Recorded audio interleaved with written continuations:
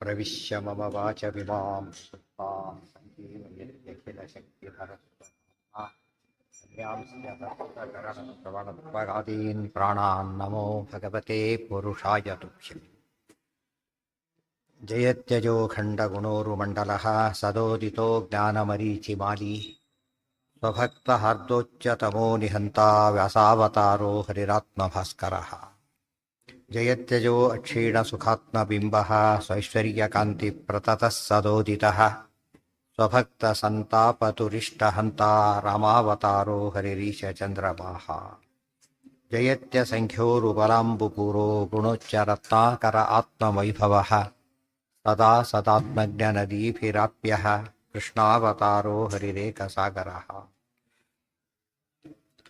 यस्माद् ब्रह्मेन्द्ररुद्रादिदेवतानां श्रियोऽपि च ज्ञानस्फूर्तिः सदा तस्मै हरये गुरवे नमः। व्यासाय भवनाशाय श्रीशाय गुणराशये हृद्याय शुद्धविद्याय मध्वाय च नमो नमः। लसतु श्रीमदानन्दतीर्थेन्दुर्नो हृदम्बरे यद्वचश्चन्द्रिका स्वान्तसन्तापं विनिकृन्तति वाणिते करवाण्यम्ब चरणौ हृदि सर्वदा मद्वाक्यसरणिर्भूयात् श्रीमदाचार्यभावक हराय भजकारिष्टहराय पुरवैरिणे भवाय भवते भूयात् शिवाय शिरसा नमः। उमेशाद्यासुरावोहं वीडे चेतोऽभिमानिनः यूयं सर्वे प्रकुरुता मनो मे मध्वभावकम् श्रीमध्वः कल्पवृक्षस्तु जयार्यः कामधुक्स्मृतः चिन्तामणिस्तु व्यासार्यः मुनित्रयमुदाहृतम् वादिराजगुरून् वन्दे रघूत्तमगुरून् तथा राघवेन्द्रान् तथा सर्वान् सद्गुरून् प्रणतोऽस्म्यहम्।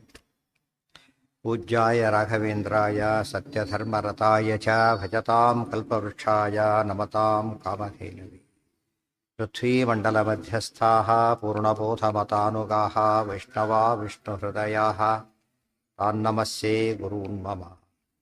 श्रीगुरुभ्यो नमः। हरिः ओम्।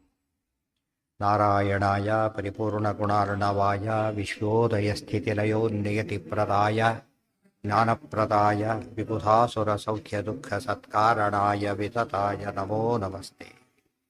नारायणं सुरगुरुं जगदेकनाथं भक्तप्रियं सकललोकनमस्कृतं च त्रैगुण्यवर्जितमजं विभुमाद्यमीशं वन्दे भवघ्नममरासुरसिद्धवन्ति नारायणं नमस्कृत्य नरं चैव नरोत्तमं देवीं सरस्वतीं व्यासं ततो जयमुदीरये।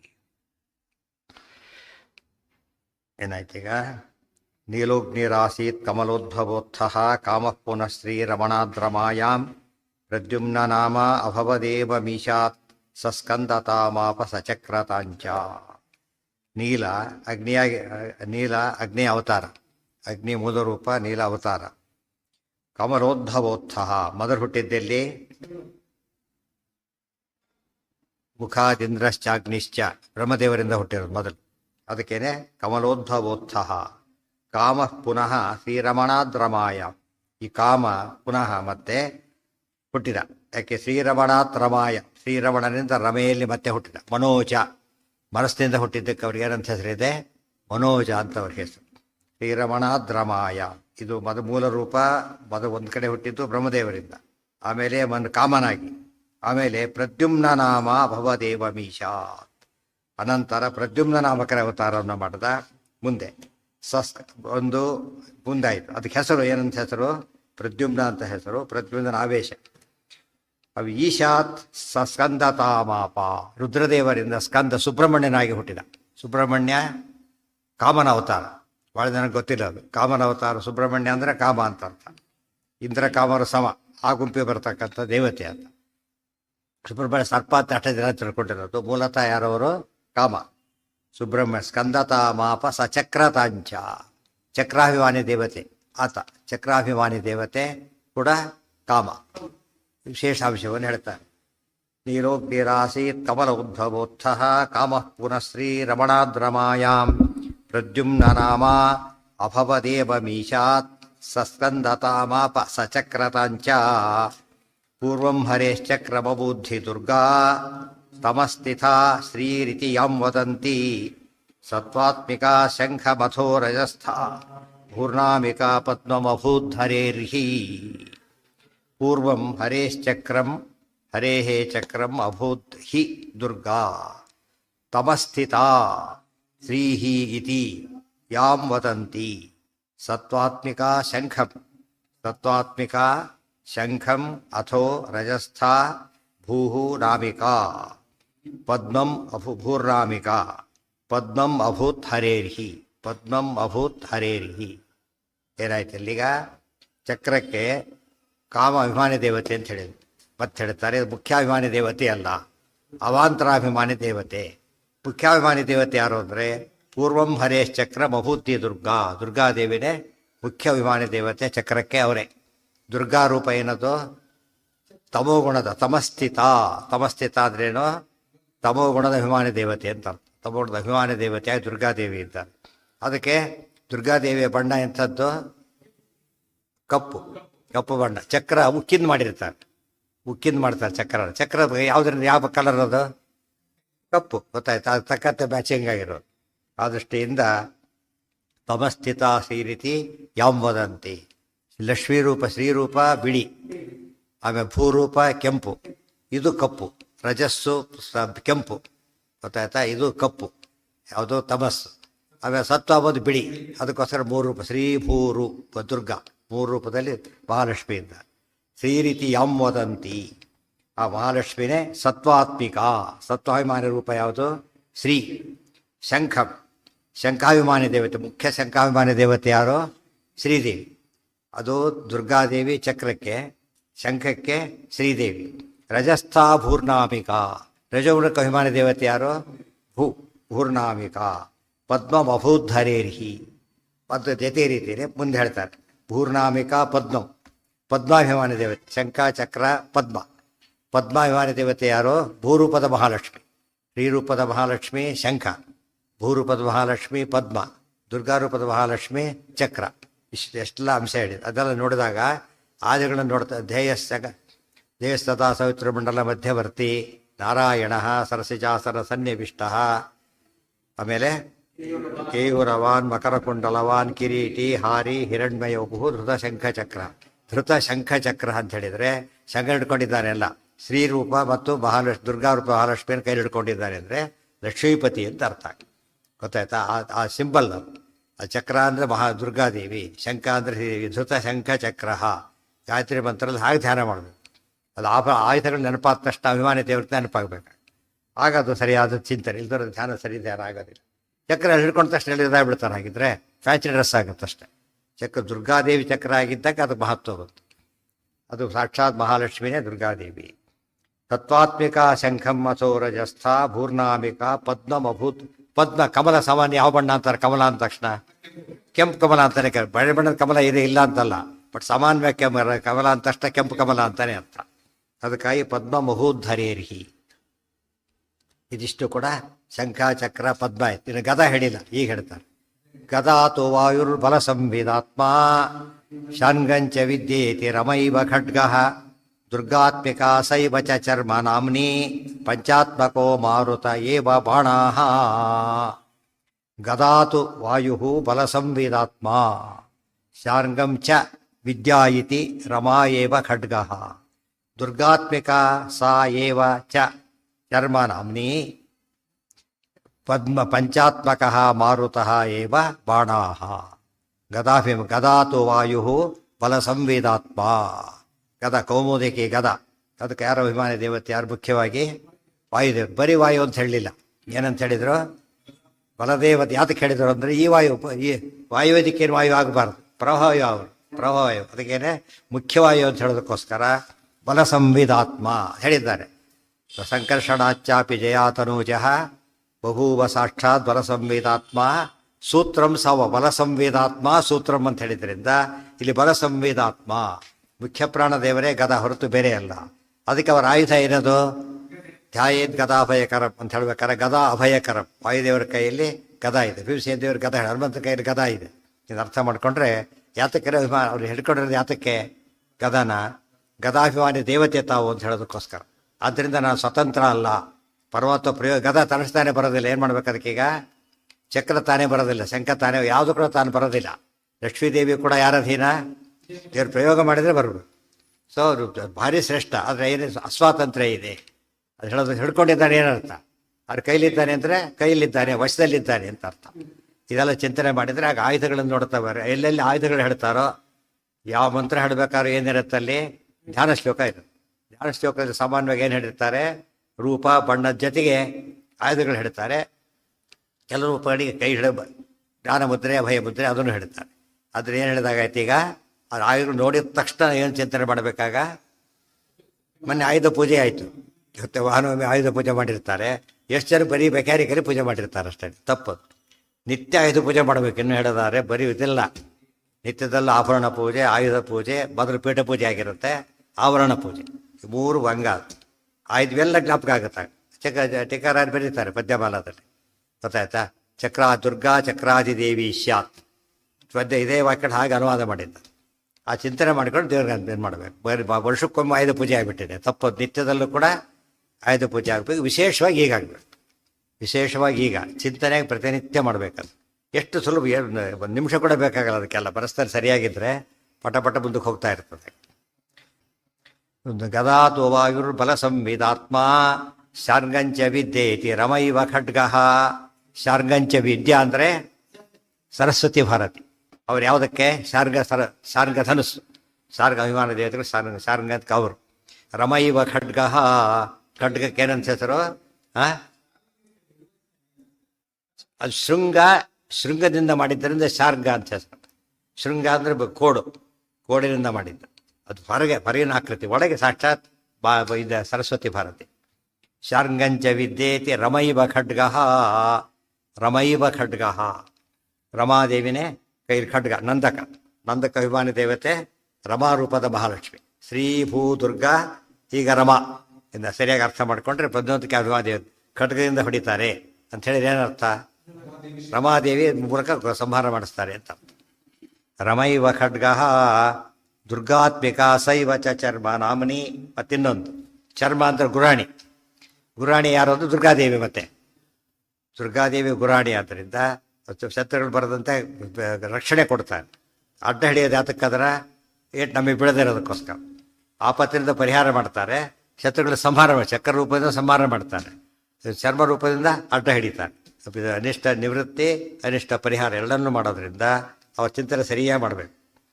ದುರ್ಗಾತ್ಮಿಕ ಸೈವ ಚ ಚರ್ಮ ನಾಮ್ನಿ ಪಂಚಾತ್ಮಕೋ ಮಾರುತ ಏವ ಬಾಣ.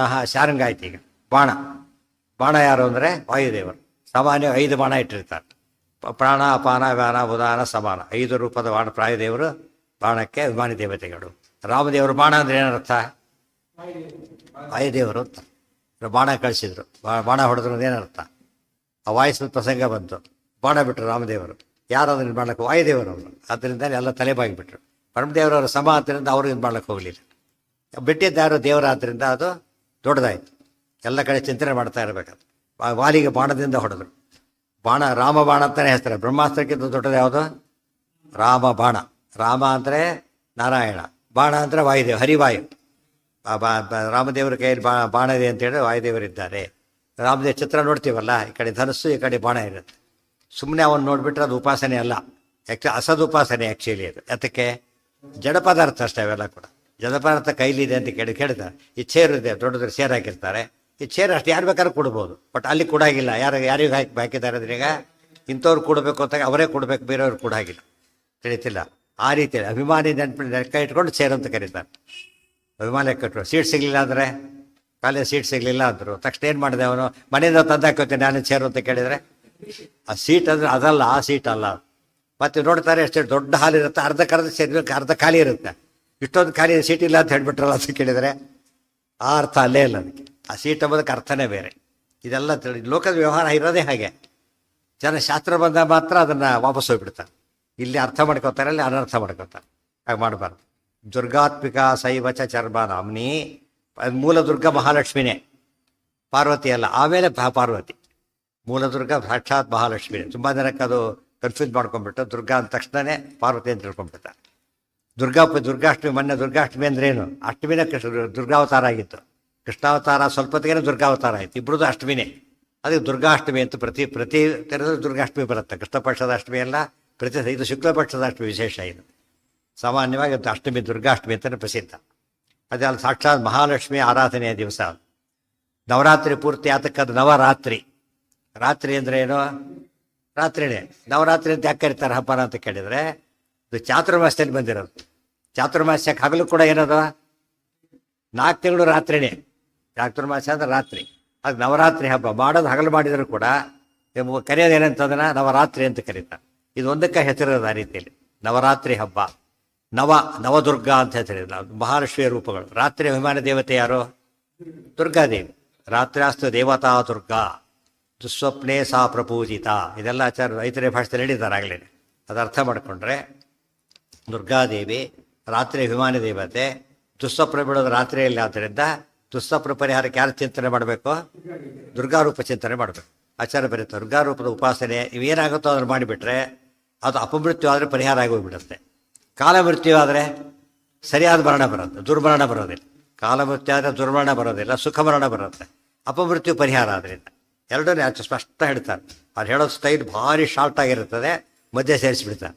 ಗಮನ ಕೊಟ್ಟು ಅಂತ ಗೊತ್ತಾಗುತ್ತೆ. ದುರ್ಗಾರೂಪ ನವರಾತ್ರಿ, ಅದಕ್ಕೆ ನವರಾತ್ರಿ ದುರ್ಗಾ ಅಂತ ಇದೆ. ಶಾಕ್ತ ರೂಪ ಉಪಯೋಗಿಸ್ಬಿಟ್ಟು ಶಕ್ತಿ ದೇವತೆ ಆರಾಧನೆ ಮಾಡೋರೆಲ್ಲ ತಮ್ಮ ಹಬ್ಬ ಅಂತ ತಿಳ್ಕೊಂಡ್ಬಿಟ್ಟು ನಾರಾಯಣ ಇಲ್ಲೇ ಇಲ್ಲ, ಬರೀ ದುರ್ಗಾ ಪೂಜೆ ಮಾಡಿಬಿಡ್ತಾರೆ. ತಪ್ಪದು.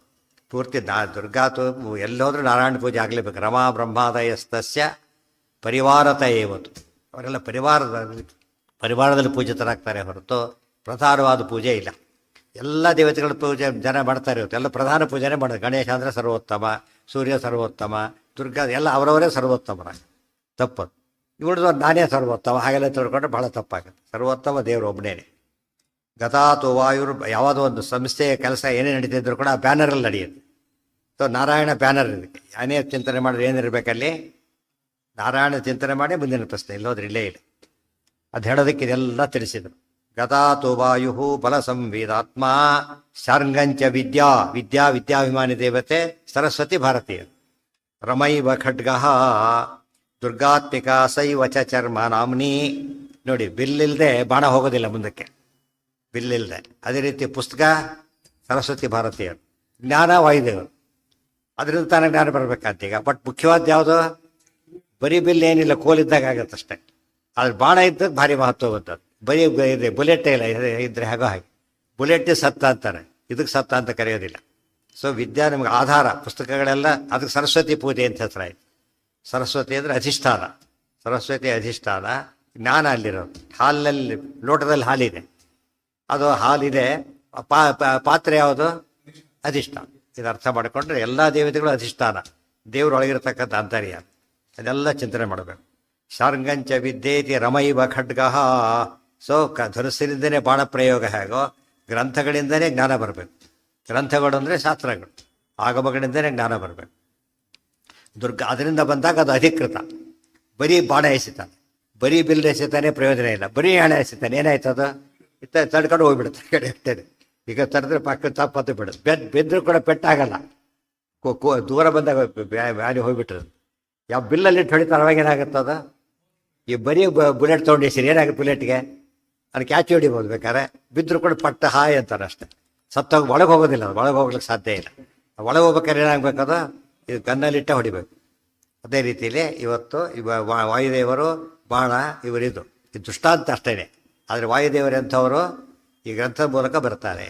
ಅವ್ರು ಹೊಡೆದಾಗ ಎಂಥ ಶತ್ರುಗಳು ಸಾಯ್ತಾರೆ. ಅದು ಹೇಳೋದಕ್ಕೋಸ್ಕರ ವಿದ್ಯೇತಿ ರಮೈವ ಖಡ್ಗ ದುರ್ಗಾತ್ಮಿಕ ಸೈವಚ ಚರ್ಮ ನಾಮ್ನಿ ಪಂಚಾತ್ಮಕೋ ಮಾರುತ ಏವ ಬಾಣ. ಎರಡು ಪಾಠನೂ ಇದೆ. ಬಾಣ ಅಂತಿಟ್ಟರು ಒಂದಿದ್ರು ಬಾಣ, ಪಂಚಾತ್ಮಕ ಅಂತೇಳಿ ಬಹುವಚನ ಹೇಳಿದ್ದಾರೆ. ಒಂದೇ ಹೇಳಿದ್ರು 5 ರೂಪದ ವಾಯುದೇವರು, ಪಂಚಾತ್ಮಕ ಏಕವಚನ. ಬಾಣ ಅಂತ ಇಟ್ಟರು ಆಯ್ತು. ಬಾಣ ಅಂತ ಇಟ್ಕೊಂಡು ಪಂಚಾತ್ಮಕ ವಾಯು ಅಂತ ಅನ್ವಯ ಮಾಡ್ಬೋದು. ವೇದಾಹ ಪ್ರಮಾಣಂ ಅಂತ ಹೇಳಿದಾಗ. ಅಥವಾ ಈ ರೀತಿ ಪ್ರತ್ಯೇಕ ಮಾಡಿಕೊಂಡು ಅದು ಬರುತ್ತೆ. 2 ಪಾಠನೂ ಇದೆ. ದುರ್ಗಾತ್ಮಿಕ ಸೈವಚ ಚರ್ಮ ನಾಮ್ನಿ ಪಂಚಾತ್ಮಕೋ ಮಾರುತ ಏವ ಬಾಣಾಹ ಏವಂ ಸ್ಥಿತ.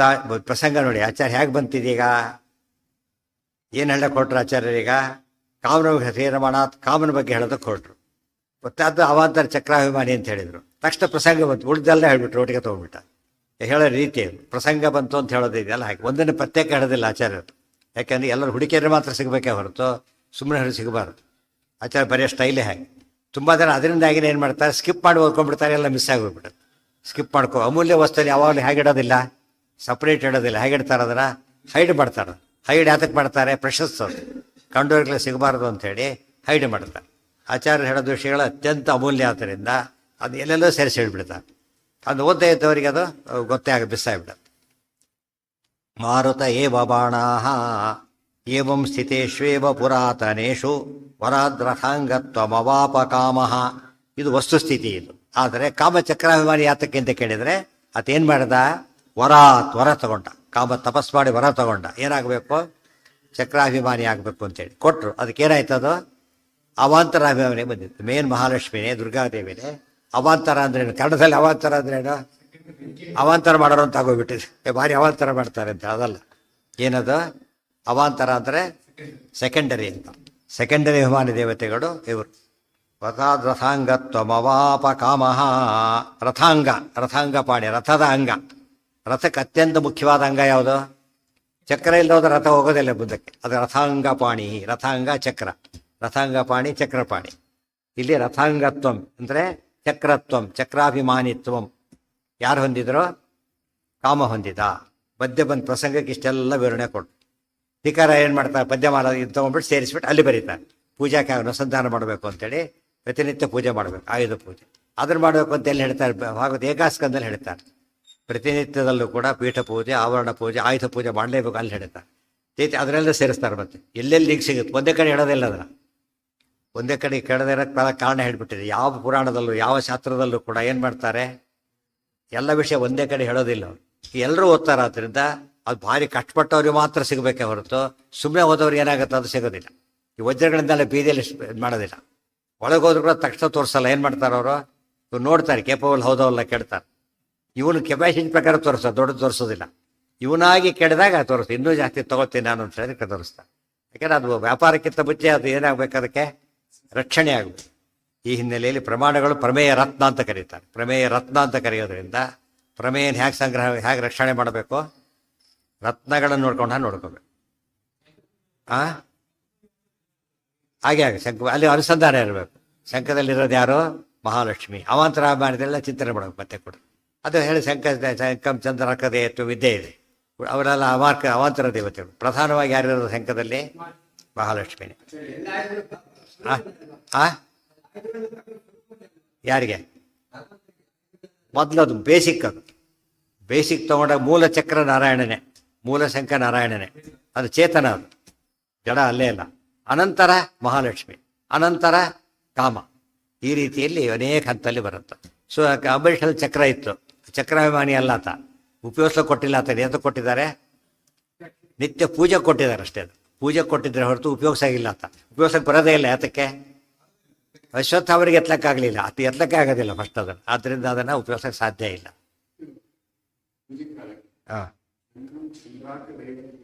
ಚಂದ್ರ ಅರ್ಕ ದೈವತ್ಯಂ. ಅದಕ್ಕೆ ಚಂದ್ರನು ದೇವತೆ, ಸೂರ್ಯ ಅವಾಂತರ. ಮಹಾಲಕ್ಷ್ಮಿ ಪ್ರಧಾನ, ಅನಂತರ ಯಾರು, ಸೂರ್ಯ ಚಂದ್ರರು. ಈಗ ಬೆಳಗಿರೋದಕ್ಕೆ ಅದೇ ಕಾರಣ, ಬಿಳಿ ಬಣ್ಣ. ಅದು ಹೇಗೆ ಬಿಳಿ ಬಣ್ಣಕ್ಕೆ ಕಾರಣ, ಮಹಾಲಕ್ಷ್ಮಿ ಸತ್ವಗುಣಾಭಿಮಾನಿ, ಬಿಳಿ ಶ್ರೀರೂಪ, ಇವರು ಬಿಳಿ. ಮಧ್ಯೆ ವರುಣ ದೈವತಂ, ಅದಕ್ಕೆ ಅಲ್ಲಿ ನೀರು ಹಾಕಬೇಕು. ವರುಣ ದೇವತೆ ಅಲ್ಲಿರೋದ್ರಿಂದ ಅಲ್ಲಿ ನೀರು ಹಾಕಬೇಕು. ಗೊತ್ತಾಯ್ತಾ. ಇದೆಲ್ಲ ಸರಿಯಾಗಿ ಅರ್ಥ ಮಾಡಿಕೊಂಡ್ರೆ ಎಷ್ಟೆಷ್ಟು ದೇವತೆಗಳಿದ್ದಾರೆ, ಎಲ್ಲೆಲ್ಲಿದ್ದಾರೆ ಶಂಕದಲ್ಲಿ ಅಂತ ಗೊತ್ತಾಗುತ್ತೆ. ಪ್ರಧಾನವಾಗಿ ಯಾರು ಅಂತ ಕೇಳಿದರೆ ಅವರೇ. ಒಂದು ಆಫೀಸ್ನಲ್ಲಿ ಪ್ರಧಾನ ವ್ಯಕ್ತಿ ಇರ್ತಾರೆ, ಉಳಿದವರೆಲ್ಲ ಇರ್ತಾರಲ್ಲ ಆತ. ಅದರಲ್ಲಿ ಎಲ್ಲರೂ ಹೇಳೋದಿಲ್ಲ, ಪ್ರಾಮಿನೆಂಟ್ ಅಷ್ಟು ಹೇಳ್ತಾರೆ. ಬ್ರಹ್ಮದೇವರೇ ಅದು ದೊಡ್ಡ ಸ್ಥಾನ. ಶಂಕರ ಬೆಳೆ ಸಾಮಾನ್ಯರಿಗೆಲ್ಲ ಎಂಟ್ರಿ ಇಲ್ಲ. ಮುಖ್ಯ ಪ್ರಜಾಪತಿ ಅಂದರೆ ಬ್ರಹ್ಮದೇವರು ಅಂತಾನೆ. ಸ್ಪೆಸಿಫಿಕ್ಕಾಗಿ ಬೇರೆ ದಕ್ಷ ಪ್ರಜಾಪತಿ ಹಾಗೆಲ್ಲ ಕರಿಬೇಕು. ಕಶ್ಯಪ ಪ್ರಜಾಪತಿ ಹಾಗೆ ಹೆಸರು ಹೇಳಬೇಕು ಅವರಿಗೆ. ಬರೀ ಪ್ರಜಾಪತಿ ಅಂದರೆ ಯಾರಿಗೆ, ಬರೀ ಸೂತ್ರ ಅಂದರೆ ಬ್ರಹ್ಮಸೂತ್ರ, ಬರೀ ಗೀತಾ ಅಂದರೆ ಭಗವದ್ಗೀತಾ, ಬರೀ ಪ್ರಜಾಪತಿ ಅಂದರೆ ಬ್ರಹ್ಮದೇವರು ಅಂತ ತಗೋಬೇಕು. ಉಳಿದವ್ರ ವಿಷಯ ಹೇಳಬೇಕಾದ್ರೆ ಇಲ್ದ ಹೋದ್ರೆ ಆಗೋದಿಲ್ಲ. ಇವತ್ತು ಭ್ರಮರ ಗೀತಾ, ಗೋಪಿ ಗೀತಾ ಹಾಗೆಲ್ಲ ಹೇಳಬೇಕು. ಬರೀ ಗೀತಾ ಅಂದರೆ ಈ ಗೀತಾನೇ ಹೇಳಬೇಕು. ಗೀತಾದಲ್ಲಿ ಹೇಳಿದ್ದಾರೆ, ಯಾರು ಕೂಡ ಏನು ತಿಳ್ಕೊಡೋದಿಲ್ಲ. ಭ್ರಮರ ಗೀತಾನ ಭಗವದ್ಗೀತೆಯಲ್ಲಿ 12 ಇಷ್ಟೇ ಇದೆ, ಇಲ್ಲೇ ಇಲ್ಲ ಅಂತ ಕೇಳಿದರೆ ನೀನು ಗೀತಾ ಅರ್ಥನೇ ಗೊತ್ತಿಲ್ಲ ಹೋಗು ಅಂತ ಹೇಳಿದ್ದಾರೆ. ಅದು ಒಂದು ಮಾತಿದೆ, ಯಾವಾಗಲೂ ಕೂಡ ಏನು ಹೇಳಬೇಕು, ಅಸಾಧಾರಣವಾದ ಹಿರಿಮೆ ಇದ್ದಾಗ ಫಟ್ ಅಂತ ದೇವರು ಅಂದ ತಕ್ಷಣ ಯಾರು, ನಾರಾಯಣ ದೈವಂ ನಾರಾಯಣಂ ನತ್ವ ನಾರಾಯಣ. ಪ್ರತಿಯೊಂದಕ್ಕೂ ತಂದೆ ಆದ ಸೆಟ್ ಆಗಿಬಿಟ್ಟಿದೆ. ವ್ರತ ಅಂದರೆ ಏಕಾದಶಿ ವ್ರತ, ಪ್ರತಿಯೊಂದಕ್ಕೂ ತಂದೆ ಒಂದು ಹಿರಿಮೆ ಇದೆ. ಆ ಅರ್ಥದಲ್ಲಿ ಇಲ್ಲಿ ಮೂಲತಃ ನಾರಾಯಣ ಎಲ್ಲಕ್ಕೂ ದೇವ, ಆತ ಸ್ವರೂಪಭೂತ ಎಲ್ಲವೂ ಕೂಡ, ಬಾಹ್ಯ ಅಲ್ವೇ ಅಲ್ಲ. ಓನರ್ ಇದ್ದಾರೆ, ಬಾಡಿಗೆದಾರ ಇದ್ದಾರೆ, ಬಾಡಿಗೆ ಅಭಿಮಾನಿ ಇದ್ದಾಗುತ್ತೆ ಅಷ್ಟೇ. ಎಷ್ಟು ದಿವಸ ಅದು ಫ್ರಮ್ ಟು ಅಷ್ಟೇ. ಓನರು ಯಾವಾಗಲೂ ಓನರ್ ಅದು. ಬಾಡಿಗೆ ಕೊಟ್ಟಾಗಲೂ ಅಧೀನ ಯಾರ್ದದು? ಓನರ್ದೇ ಅಧೀನ. ಬಿಡಿಸೋ ಹಕ್ಕ ಆತನಿಗಿದೆ ಬೇಕಾದ್ರೆ. ಅವ್ರು ಅವ್ದು ಹೇಳಿ ಅವಾತರ ಅಂದ್ರೆ ಈಗ ಟೆನೆಂಟ್ ಇದ್ದಾಗೆ ಸೊಬ್ಸಿರ್ತಾರೆ ಹೋಗ್ತಾರೆ, ಇರ್ತಾರೆ ಹೋಗ್ತಾರೆ, ಯಾವಾಗಲೂ ಇರಬೇಕಾಗಿಲ್ಲ. ಮುಖ್ಯಾಭಿಮಾನಿ ಆಗಿರ್ತಾರೆ, ಅದು ಯಾವಾಗಲೂ ಇರ್ತಾರೆ ಮುಖ್ಯಾಭಿಮಾನಿ. ಅದಕ್ಕಿಂತ ಮುಖ್ಯಾಭಿಮಾನಿ ಸೈಟ್ ಇದೆ, ಮನೆ ಇದೆ, ಯಜಮಾನ. ಬಟ್ ಗೌರ್ಮೆಂಟ್ ಅದು ಹೊರಟಿದೆ ಮತ್ತೆ ಅದ್ರ ಮೇಲೆ. ಅದೆಲ್ಲ ದೇವ್ರದ್ದು. ಈಶಾವಾಸ್ಯ ಬಿದಂ ಸರ್ವ. ಯಾರ್ದು ಏನೇ ಆಗಿದ್ರು ಕೂಡ ಮೂಲತಃ ಯಾರ್ದದು? ದೇವ್ರದ್ದೇ. ಇದೆಲ್ಲ ತಿಳ್ಕೊಂಡಾಗ ಆ್ಯಕ್ಚುಲಿ ದೇವರು ನಮ್ಮ ಶಾಸ್ತ್ರದ ವ್ಯವಹಾರ ಏನಿದೆಯೋ ಅದನ್ನೇ ಪ್ರಾಕ್ಟೀಸಿಗೆ ತಂದಿರೋದು. ಗೊತ್ತಾಯ್ತು? ಪ್ರಾಕ್ಟೀಸ್ ಮಾಡ್ತಾ ಅದನ್ನೇ ಪ್ರಾಕ್ಟೀಸ್ ಮಾಡ್ತಾರೆ ಎಲ್ಲರೂ ಕೂಡ. ಮಧ್ವ ಸಿದ್ಧಾಂತನೇ ಅದು ಪೂರ್ತಿ. ಯಾರಿಗೂ ಗೊತ್ತಿಲ್ಲ ಅಷ್ಟೇ, ಇಲ್ಲೆಲ್ಲ ಮಾಡಿ ಕೈ ಬಿಟ್ಟು ಕಳ್ಕೊಂಡ್ಬಿಡ್ತಾರೆ. ಏವಂ ಏನ ಮನು ಮನು ಅಂದರೆ ಸ್ವಯಂಭೂರ ನೆನಪಾಗ್ತದೆ. ಯಾತಕ್ಕೆ? ಮೊದಲ ಮನು ಆತ್ಮೆ. ಮೊದಲ ಮನು ಅದು ಬ್ರಹ್ಮದೇವರ ಫಸ್ಟ್ ಕ್ರಿಯೇಷನ್ ಆತ್ಮೆ. ಆದ್ದರಿಂದ ಮನು ಅಂದರೆ ಮನುಸ್ಮೃತಿ, ಸ್ವಯಂಭೂ ಮನುಸ್ಮೃತಿ ಅಂತಲೇ ಅರ್ಥ. ಹೌದು, ಪ್ರತಿಯೊಂದಕ್ಕೂ ಆ ವ್ಯವಸ್ಥೆ ಇದೆ. ಆಚಾರ್ಯ ಅಂದರೆ ಆಚಾರ್ಯ, ಶ್ರೀಮದ್ ಆಚಾರ್ಯ ಅಷ್ಟೇ. ಅದು ಹೌದು. ತತ್ಸೂನುತಾಮಾಪ ವರಾದ್ರಥಾಂಗತ್ವಮವಾಪ ಕಾಮಃ ತತ್ಸೂನುತಾಮಾಪ ಚ ಸೋನಿರುದ್ಧ. ಆಮೇಲೆ ಏನಾಯ್ತು? ಅನಿರುದ್ಧ ಕಾಮಪುತ್ರ. ತತ್ಸೂನುತಾಂ ಕಾಮಸೂನುತಾಂ. ಅನಿರುದ್ಧ ಕಾಮಪುತ್ರ ಅನಿರುದ್ಧ ಹುಟ್ಟಿದ. ಆತೇನಾದ? ಬ್ರಹ್ಮೋದ್ಭವ, ಬ್ರಹ್ಮದೇವ್ರ ಮಗನಾಗೆ ಹುಟ್ಟಿದ್ದ ಫಸ್ಟು. ಶಂಖತನು ಪುಮಾತ್ಮ. ಶಂಖಕ್ಕೆ ಅವಾಂತರಾಭಿಮಾನಿ ದೇವತೆ, ಚಕ್ರಕ್ಕೆ ಅವಾಂತರಾಭಿಮಾನಿ ದೇವತೆ ಕಾಮ. ಕಾಮಪುತ್ರ ಅನಿರುದ್ಧ ಶಂಖಕ್ಕೆ ಅಭಿಮಾನಿ ದೇವತೆ. ಇದೆಲ್ಲ ತಿಳ್ಕೊಂಡಿರ್ಬೇಕು. ಶಂಖತನು ಪುಮಾತ್ಮ ತಾವೇವ ಜಾತೌ ಭರತಶ್ಚ ನಾಮ್ನಾ ಶತ್ರುಘ್ನ ಇತ್ತೇವ ಚ ರಾಮತೋನು. ಇಲ್ಲಿ ತೊಗೊಂಡ್ಬಿಟ್ಟು ಎಲ್ಲಿ ಬಂದ್ರೆ ಈಗ ರಾಮಾವತಾರಗಳಿಗೆ ತಂದ್ರು. ಮತ್ತೆ ಈ ಕಡೆ ತಗೊಂಡು ಅಲ್ಲಿ ಬರ್ತಾ ಇದ್ದ. ತಾವೇವ ಜಾತೌ ಭರತಶ್ಚ ನಾಮ್ನಾ ಶತ್ರುಘ್ನ ಇತ್ತೇವ ಚ ರಾಮತೋನು ಪೂರ್ವಂ ಸುಮಿತ್ರಾ ತನಯಶ್ಚ ಶೇಷಃ ಸಲಕ್ಷ್ಮಣೋ ನಾಮ ರಘುತ್ತಮಾತನು. ತಾವೇವ ಜಾತೌ ಭರತಶ್ಚ ನಾಮ್ನಾ. ಅವರಿಬ್ಬರು ಕೂಡ ಚಕ್ರಾಭಿಮಾನಿ ಅವಾಂತರ ಕಾಮ, ಆಮೇಲೆ ಶಂಖಾಭಿಮಾನಿ ಅವಾಂತರ ಅನಿರುದ್ಧ. ಅವರಿಬ್ಬರು ಏನಾದರೂ ಭರತಶ್ಚ ನಾಮ್ನಾ ಶತ್ರುಘ್ನ. ಭರತ ಶತ್ರುಘ್ನ ಅವರೇ. ಭರತ ಕಾಮಾವತಾರ, ಶತ್ರುಘ್ನ ಅನಿರುದ್ಧ ಅವತಾರ. ಅನಿರುದ್ಧ ನಾರಾಯಣ ಅನಿರುದ್ಧ ಅಲ್ಲ, ಇದು ಕಾಮಪುತ್ರ ಅನಿರುದ್ಧನ ಅವತಾರ. ತಾವೇವ ಜಾತೌ ಭರತಶ್ಚ ನಾಮ್ನಾ. ಇದೆಲ್ಲ ಯಾಕೆ ಕೊಡಬೇಕಾಗಿತ್ತು ಕ್ಲಾರಿಫಿಕೇಶನ್ ಆಚಾರ್ಯರು ಅಂದರೆ, ಕೆಲವು ಪುರಾಣಗಳು ಏನು ಹೇಳ್ತಾರೆ ಅಂದರೆ, ನಾರಾಯಣ ಏನಾದ? ಅವತಾರ ಮಾಡ್ದ. ಏನಾದ ಆತ? ರಾಮನಾಗಿ ಬಂದ. ಚಕ್ರ ಅವತಾರ ಮಾಡ್ತು, ಭರತನಾಗ್ಬಿಟ್ಟು ಅಂತ ಹೇಳ್ಬಿಡ್ತಾರೆ. ಚಕ್ರ ಅವತಾರ ಮಾಡ್ತು ನಮಗೆ ಅರ್ಥ ಆಗೋದಿಲ್ಲ. ದುರ್ಗಾದೇವಿನ ತೊಗೊಳಕ್ಕೆ ಬರೋದಿಲ್ಲ. ಗೊತ್ತಾಯ್ತಾ? ಯಾರು ತೊಗೋಬೇಕು ಅಂದರೆ ಭರತ. ಇದು ಈ ಕ್ಲಾರಿಫಿಕೇಶನ್ ಆಚಾರ್ಯರು ಕೊಟ್ಟಿದ್ದು. ಅದೇ ಆಚಾರ್ಯ ಬರಿತಿರೋದು ಏನೀಗ ಅವರೇ ಬರಿತಿರೋದು? ಸಮಸ್ತ ಶಾಸ್ತ್ರಾರ್ಥ ವಿನಿರ್ಣಯೋಯಂ ವಿಶೇಷತೋ ಭಾರತ ವರ್ತ್ಮಚಾರಿ. ಸಮಸ್ತ ಶಾಸ್ತ್ರಾರ್ಥ ನಿರ್ಣಯ. ಯಾವುದೇ ವಿಷಯ ಬಂದಿದ್ರು ಕೂಡ ಅದನ್ನು ಅದು ನೋಡ್ಬಿಟ್ರೆ ಎಲ್ಲ ಪೂರ್ತಿ ಸ್ಪಷ್ಟೀಕರಣ ಸಿಕ್ಬಿಡತ್ತೆ. ಆದ್ದರಿಂದ ಅದು ಓದೋರಿಗೆ ಡೌಟ್ ಕ್ಲಿಯರ್ ಆಯ್ತು. ಫಸ್ಟ್ ಸುಮ್ಮನೆ ಓದೋರಿಗೆ ಇಂಡೆಕ್ಸು, ಅಧ್ಯಯನ ಮಾಡಿದವ್ರು ಕ್ಲಾರಿಫಿಕೇಶನ್, ಎರಡು ಆ ರೀತಿ ಮಾಡಿರ್ತಾರೆ. ಬರೀ ಇದನ್ನು ಓದ್ತಿರೋ ಎಲ್ಲ ಉತ್ತರ ಸಿಕ್ಬಿಡತ್ತೆ. ಬೇರೆ ಓದ್ತಿರೋ ನಿಮ್ಮ ಡೌಟೆಲ್ಲ ಕ್ಲಿಯರ್ ಆಗಿಬಿಡತ್ತೆ. ಮಹಾಭಾರತ ತಾತ್ಪರ್ಯ ನಿರ್ಣಯಂ ಸಂಶಯಚ್ಛೇದಂ. ವ್ಯಾಸರಾಜರು ಗ್ರಂಥಮಾಲಿಕ ಸ್ತೋತ್ರದಲ್ಲಿ ಹೇಳ್ತಾರೆ, ಏನೇ ಸಂಶಯ ಇದ್ದರೂ ಕೂಡ ಪರಿಹಾರಕ್ಕೆ ಎಲ್ಲಿ ಬರ್ಬೇಕು ನಾವಾಗ? ಇದಕ್ಕೆ ಬರ್ಬೇಕು. ಅದನ್ನು ಹೇಳ್ತಾರೆ, ಎಲ್ಲ ಇದು ಬಂದು ಹೇಳ್ತಾರೆ ಫಸ್ಟೇ.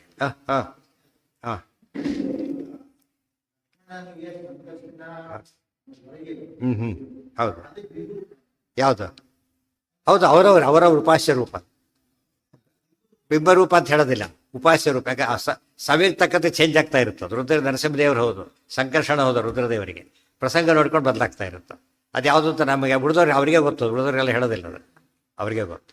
ಪಾಸ್ವರ್ಡ್ ಇದ್ದಾಗೆ ಎಲ್ಲರಿಗೂ ಪಾಸ್ವರ್ಡ್ ಹೇಳ್ಬಿಟ್ಟು ಫೇಲ್ ವರ್ಡ್ ಆಗುತ್ತೆ, ಪಾಸ್ವರ್ಡ್ ಆಗೋದೇ ಇಲ್ಲ. ಅವ್ರ ರೂಪನ ಹೇಳೋದಕ್ಕೆ ಹೋಗೋದಿಲ್ಲ ಅವರು, ಅವರಿಗೆ ಗೊತ್ತಿರುತ್ತೆ ಅಷ್ಟೆ. ತಾವೇ ಬಜ ಸುಪೀರಿಯರಿಗೆ ಗೊತ್ತಿರುತ್ತೆ, ಅದು ಮೇಲವರಿಗೆ ಗೊತ್ತು, ಕೆಳದವರಿಗೆ ಗೊತ್ತಾಗೋದಿಲ್ಲ. ತಾವೇವ ಜಾತೌ ಭರತಶ್ಚ ನಾಮ್ನಾ ಶತ್ರುಘ್ನ ಇತ್ತೇವ ಚ ರಾಮತೋನು. ಹೇಗೆ ಹುಟ್ಟಿದ್ರು? ರಾಮತಃ ಅನು, ರಾಮಾವತಾರ ಆದಮೇಲೆ ಹುಟ್ಟಿದ್ರು ಅಂತ ಹೇಳಿದ್ರು. ರಾಮಾವತಾರ ಆದಮೇಲೆ ಅವರ ಅವತಾರ ಆಯಿತು. ಹಾಗಿದ್ರೆ ರಾಮಾವತಾರ ಆಯಿತು, ಲಕ್ಷ್ಮಣ ಮೊದಲು ಭರತ ಪ್ರಶ್ನೆ ಶುರುವಾಯಿತು. ಅದಕ್ಕೆ ಆಚಾರ ಹೇಳ್ತಾರೆ, ಪೂರ್ವಂ ಸುಮಿತ್ರಾ ತನಯಶ್ಚ ಶೇಷಃ. ಅವರಿಬ್ಬರಿದ್ದ ಮುಂಚೆ ಯಾರು ಹುಟ್ಟಿದ್ರು? ಶೇಷದೇವರ ಅವತಾರ ಆಗಿ ಲಕ್ಷ್ಮಣನಾಗಿ ಹುಟ್ಟಿದ್ದ. ಶೇಷ ಲಕ್ಷ್ಮಣ, ಆಚಾರ ಹಾಸಿಗೆ. ಸೊ ಶಂಖ ಚಕ್ರ ಆಯುಧಗಳು, ಅದು ಹಾಸಿಗೆ. ಇವೆಲ್ಲ ತನ್ನ ಫುಲ್ ಏನು ಪರಮಾತ್ಮ ಇದರಿಂದ ಬಂದ್ಬಿಟ್ಟಿದ್ದಾನೆ. ಹಾಗೆ ಸುಮಿತ್ರಾ ತನಯಶ್ಚ ಶೇಷಃ. ತಾಯಿ ಯಾರು ಅಂತ ಹೇಳಿದ್ರೆ ಸುಮಿತ್ರಾ ತನಯ ಅಂತ ಹೇಳಿದ್ರು. ಲಕ್ಷ್ಮಣೋ ರಾಮ ರಘುತ್ತಮಾದನು. ಮತ್ತೆ ಇನ್ನೂ ಫರ್ದರ್ ಕ್ಲಾರಿಫೈ ಮಾಡ್ತಾರೆ. ರಾಮದೇವರು ಆತ್ತಷ್ಟಾವತಾರ ಮಾಡಿದ್ದೇನೋ ರಾಮತೋ ಅನು ರಘುತ್ತಮ ಅನು, ಪೂರ್ವಂ ಅಂತಿದೆ, ಅನು ಇದೆ. ಅದರಿಂದ ಏನರ್ಥ ಅಲ್ಲಿಗೆ? ಮೊದಲು ರಾಮ, ಆಮೇಲೆ ಲಕ್ಷ್ಮಣ, ಆಮೇಲೆ ಭರತ, ಆಮೇಲೆ ಶತ್ರು. ಈ ಕ್ರಮ ಇದೆ. ಈ ಕ್ರಮದಲ್ಲಿ ಅವತಾರವಾಯಿತು. ಆದ್ದರಿಂದ ರಾಮ ಲಕ್ಷ್ಮಣ ಭರತ ಶತ್ರುಘ್ನ. ಪೂರ್ವಂ ಸುಮಿತ್ರ ತಾನೇ ಮಧ್ವದಲ್ಲೂ ಅದೇ ಮಾತನ್ನು ಹೇಳ್ತಾರೆ. ಎಲ್ಲೋ ಹೆಚ್ಚು ಪುರಾಣದಲ್ಲೂ ಅದನ್ನೇ ಹೇಳ್ತಾರೆ. ಏನ ಭರತ ಅಂತ ಹೇಳಿ ಹುಟ್ಟಿದ್ದು ಸ್ವಾರಸ್ಯ ಅಂತ ಕೇಳಿದರೆ ತುಂಬ ವಿವಾದ ಇದೆ ಅದ್ರ ಬಗ್ಗೆ. ಕೆಲವು ಲಕ್ಷ್ಮಣನೇ ಕಡಿಮೆ ಅಂತ, ಕೆಲವರು ಭರತನೇ ಶ್ರೇಷ್ಠ ಅಂತ ವಾದ. ಶೇಷ ಅಂತ ಒಪ್ತಾರೆ.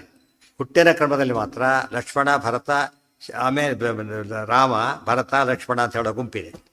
ಗೊತ್ತಾಯ್ತಾ? ನಮ್ಮಲ್ಲಿ ಆ ಗುಂಪಿನವರು ಇದ್ದಾರೆ. ರಾಮ ಲಕ್ಷ್ಮಣ ಇನ್ನೊಂದು ಗುಂಪಿದೆ. ಆದರೆ ಸರಿಯಾಗಿ ಲೆಕ್ಕ ಹಾಕಿದರೆ ಲಕ್ಷ್ಮಣನೇ ಶ್ರೇಷ್ಠ. ಇದಕ್ಕೆ ಅನೇಕ ಸಮನ್ವಯ ಮಾಡ್ಲಿಕ್ಕೆ ಹೋಗ್ತಾರೆ. ಪಾಯಸ ಕ್ರಮ ಪ್ರಧಾನ. ಇವರು ಏನು ಮಾಡ್ತಾರೆ ಅಂದರೆ ನಕ್ಷತ್ರ ನೋಡ್ತಾರೆ. ಪುನರ್ವಸು, ಪುಷ್ಯ, ಆಶ್ಲೇಷ ಎಲ್ಲ ತಗೊಂಡಾಗ ನಕ್ಷತ್ರ ಕ್ರಮದಲ್ಲಿ ಭರತ ಮೊದಲು ಹುಟ್ಟುತ್ತಾನೆ. ನಕ್ಷತ್ರ ಕ್ರಮದಲ್ಲಿ ಆಮೇಲೆ ಲಕ್ಷ್ಮಣ ಹುಟ್ಟುತ್ತಾನೆ. ಆಶ್ಲೇಷ ಲಕ್ಷ್ಮಣದ್ದು, ಪುಷ್ಯ ಆತನು. ವ್ಯತ್ಯಾಸ ಆಯ್ತು. ಈಗ ಅದಕ್ಕೆ ಹೇಳ್ತಾರೆ ಅದಲ್ಲ. ಈ ಗೊಂದಲ ಇಟ್ಕೊಂಡು ಹೇಳ್ತಾರೆ. ಅಲ್ಲೂ ಭಾರಿ ಗೊಂದಲ ಇದೆ. ಮತ್ತೆ ಲಕ್ಷ್ಮಣ ಶತ್ರುಘ್ನ ಅವಳಿ ಟ್ವಿನ್ಸ್ ಹೌದೋ ಅಲ್ಲೋ ಪ್ರಶ್ನೆ. ಈಗ ರಾವಣದ ಟ್ವಿನ್ಸ್ ಅಂತ ಹೇಳಿಲ್ಲ ರಾಮಾಯಣದಲ್ಲಿ, ಆಚಾರ್ಯ ಟ್ವಿನ್ಸ್ ಅಂತ ಹೇಳಿಲ್ಲ. ಅವನ ಪ್ರತೀತಿ ಹೇಗೆ ಬಂದ್ಬಿಟ್ಟಿದೆ? ಟ್ವಿನ್ಸ್ ಅಂತಾನೆ ಬಂದಿರು. ಗೊತ್ತಾಯ್ತಾ? ಟ್ವಿನ್ಸ್ ಅಂತ ಹೇಳಿಲ್ಲ ಮೂಲದಲ್ಲಿ. ಕೆಲವರು ಮಾತ್ರ ಎಲ್ಲೋ ಹೇಳ್ತಾರೆ. ಟ್ವಿನ್ಸ್ ಆದರೆ ಏನಾಗುತ್ತೆ ಗೊತ್ತಾಗ, ಲಕ್ಷ್ಮಣ ಶತ್ರುಘ್ನ ಆದಮೇಲೆ ಭರತ ಹುಟ್ಟಬೇಕಾಗ್ತದೆ. ಭರತ ಪೂರ್ತಿ ಕೆಳಗೆ ಹೋಗ್ಬಿಡ್ತಾನೆ. ಆಮೇಲೆ ಇಲ್ಲ ಪೂರ್ತಿ ಬರ್ತಾರೆ, ಪೂರ್ತಿ ಕೆಳಗಾಗ್ತಾನೆ. ಅದಿಲ್ಲ, ಅದಲ್ಲ. ಟ್ವಿನ್ಸ್ ಅಂತ ಒಪ್ಪಿಲ್ಲ. ಅದು ಟ್ವಿನ್ಸ್ ಅಂತ ಅಕಸ್ಮಾತ್ ಒಪ್ಪಿದ್ರು ನಮಗೆ ಬಾಧಕ ಇಲ್ಲ. ತುಂಬ ಇದೆ ಹೇಳೋದು ಅದ್ರ ಬಗ್ಗೆ. ಸಾಮಾನ್ಯವಾಗಿ ಇಲ್ಲಿ ರಾಮ ಲಕ್ಷ್ಮಣ ಭರತ ಶತ್ರುಘ್ನ ಈ ಕ್ರಮ ಯಾತಕ್ಕೆ ಅಂದರೆ, ಮೊದಲು ಪಾಯಸನ ಯಾರಿಗೆ ಕೊಟ್ಟಾತ? 2 ಭಾಗ ಮಾಡಿ ಕೌಶಲ್ಯ ಕೊಟ್ಟ. ಮತ್ತೆ 2 ಭಾಗ ಮಾಡಿದ. ಅದ್ರ 1 ಭಾಗ ಯಾರಿಗೆ ಕೊಟ್ಟ? ಸುಮಿತ್ರೆ ಕೊಟ್ಟ. ಮೊದಲು ಸುಮಿತ್ರೆ ಕೊಟ್ಟ. ಆಮೇಲೆ ಮತ್ತೆ 2 ಭಾಗ ಮಾಡ್ದ. ಒಂದನ್ನು ಕೈಕೇಯಿ ಕೊಟ್ಟ. ಆಮೇಲೆ ಮತ್ತೆ ಸುಮಿತ್ರ ಕೊಟ್ಟ. ಸೊ ಕೌಶಲ್ಯ, ಸುಮಿತ್ರ, ಕೈಕೇಯಿ, ಮತ್ತೆ ಸುಮಿತ್ರ, ಈ ರೀತಿ ಕೊಟ್ಟಿತ್ತು. ಈ ಕ್ರಮದಲ್ಲಿ ಕೊಟ್ಟಾಗ ರಾಮ ಲಕ್ಷ್ಮಣ ಭರತ ಶತ್ರುಘ್ನ. ಮೊದಲು ಹುಟ್ಟಿದ ಲಕ್ಷ್ಮಣ. ಶತ್ರುಘ್ನ ಬಗ್ಗೆ ವಿವಾದ ಇಲ್ಲ. ಶತ್ರುಘ್ನ ಲಾಸ್ಟ್ ಅಂತ ಪ್ರೂವ್ಡ್. ಅದು ಅದ್ರ ಬಗ್ಗೆ ಗೊಂದಲ ಇಲ್ಲ. ದೇರ್ಫೋರ್ ಲಕ್ಷ್ಮಣ ನೆಕ್ಸ್ಟ್ ಬಂದಲ್ಲ. ಈಗ ಪಾಯಸದಾನ ಕ್ರಮ ಇದೆ. ಪಾಯಸದಾನ ಕ್ರಮ ಬೇರೆ, ಆಮೇಲೆ ಆ್ಯಕ್ಚುಯಲ್ ಹುಟ್ಟೋ ಕ್ರಮ ಬೇರೆ. ಆ್ಯಕ್ಚುಯಲ್ ಹುಟ್ಟಿದಾಗ ಯಾರು ಹುಟ್ಟಿದ್ರು? ಫಸ್ಟು ಭರತ ಹುಟ್ಟಿದ. ಗೊತ್ತಾ? ಅದು ಲೆಕ್ಕ ಇಲ್ಲ. ಯಾಕೆ? ಪಾಯಸದಾನ ಕೊಟ್ಟಬೇಕಾದ್ರೆ ಗರ್ಭಾಧಾನ ಆಗಿದ್ದು ಯಾವುದರಿಂದ? ಅದೇ ಕಾರಣ. ಈಗ ನಮ್ಮಲ್ಲೂ ಕೂಡ ಅಷ್ಟೇ. ಈ ಏಜ್ ಬೇರೆ, ಸರ್ವಿಸ್ ಏಜ್ ಬೇರೆ. ಸರ್ವಿಸ್ ಏಜ್ ಇದೆ. ಇವ್ರು 30 ವರ್ಷಕ್ಕೆ ಅಪಾಯಿಂಟ್ಮೆಂಟ್ ಆಯಿತು, ಇನ್ನೊಬ್ರು 20ಕ್ಕೆ ಅಪಾಯಿಂಟ್ಮೆಂಟ್ ಆಗಿತ್ತು. ಗೊತ್ತಾಯ್ತಾ? ಏಜಲ್ಲಿ ಯಾರು ದೊಡ್ಡವನು? ಏಜಲ್ಲಿ ಇವನು ದೊಡ್ಡವನು, ಬಟ್ ಸರ್ವಿಸಲ್ಲಿ ಅವನು ದೊಡ್ಡವನು. ಪ್ರಮೋಷನ್ನೆಲ್ಲ ಯಾವ್ದು ಕೌಂಟ್ ಮಾಡ್ತಾರೆ? ಏಜ್ ಕೌಂಟ್ ಮಾಡೋದಿಲ್ಲ, ಸರ್ವಿಸ್ ಏಜಾಗಿ ಕೌಂಟ್ ಮಾಡೋದು. ಇದು ಲೋಕದಲ್ಲಿ ಬಂದಿದೆ ಪದ್ಧತಿ. ಸೈಕಾಲಜಿಯಲ್ಲಿ ಈ CA ಅಂತ ಕರೀತಾರೆ. ಕ್ರೋನಾಲಜಿಕಲ್ ಏಜ್ ಬೇರೆ, ಮೆಂಟಲ್ ಏಜ್ MA.